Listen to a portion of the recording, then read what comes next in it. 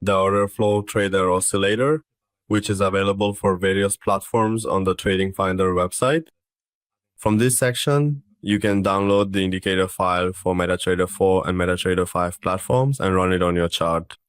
Additionally, traders can read this page to learn about the functionality and operation of the indicator.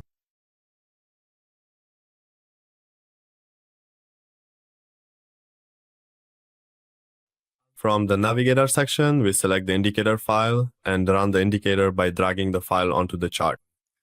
Once the indicator is running on the chart, a histogram window will be displayed at the bottom of the chart.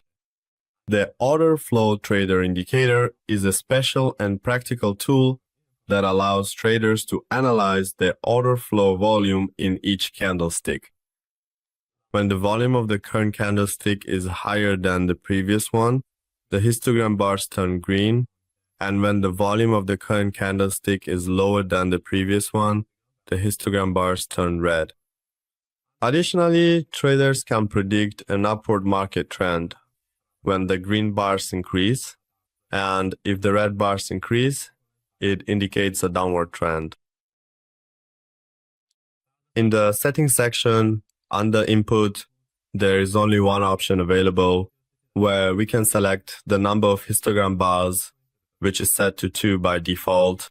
Here I am setting it to 1000 bars. Also, in the colors section, you have the option to choose the color for bullish and bearish volumes, allowing you to change them to your preferred colors or adjust the size of the histogram bars as you like. Here it has analyzed 1000 candles for us and displayed their volumes in this section.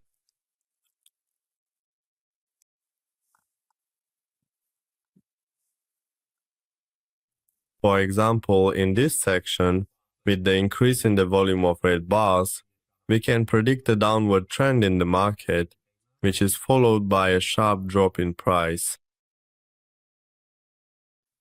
Traders can also look at the histogram bars. For example, here we are in a downtrend, and in this section we see that the green bars are decreasing. This means that buying volumes are decreasing and there is more selling pressure in the market. We can use this divergence to predict a downward trend in the market. Well, friends, we've reached the end of this indicator tutorial. We'd be happy if you share your comments and suggestions with us in the comments section.